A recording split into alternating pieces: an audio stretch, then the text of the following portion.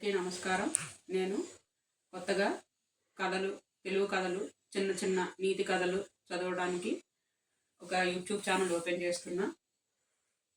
ఈ కథలు మీకు నచ్చితే నాకు లైక్, షేర్, సబ్స్క్రైబ్ కొట్టండి.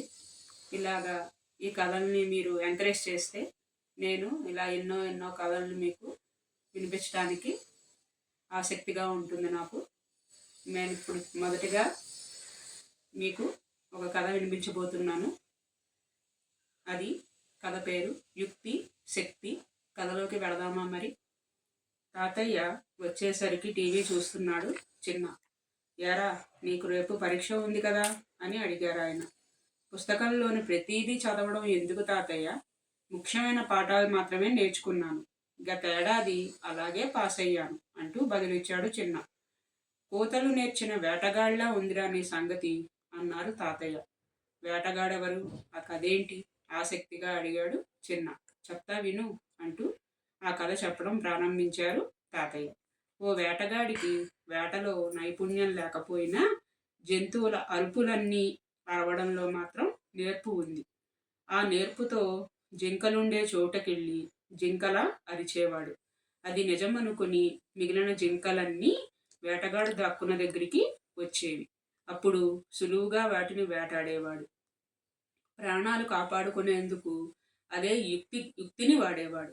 ఎలాగంటే, ఒక్కోసారి ఆ జింక అరుపులు విని తోడేళ్లు వచ్చేవి. అప్పుడు పులిలా గాండ్రించేవాడు. దాంతో తోడేళ్లు పారిపోయేవి. యుక్తికి శక్తికి తేడా తెలియకుండా తనంత గొప్ప వేటగాడే లేడని వెర్రవీగేవాడు.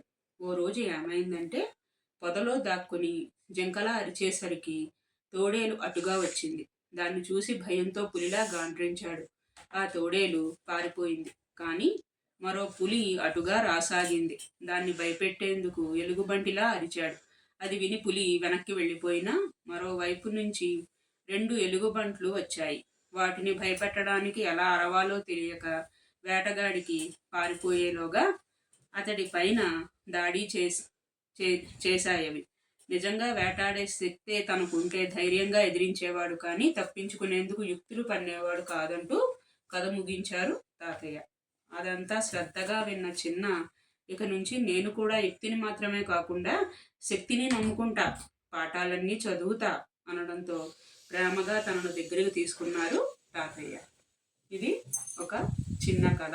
ఈ కథ మీకు నచ్చితే నాకు సబ్స్క్రైబ్ చేసుకుని లైక్, షేర్, సబ్స్క్రైబ్ చేసి నన్ను ఎంకరేజ్ చేయండి శ్రోతలు.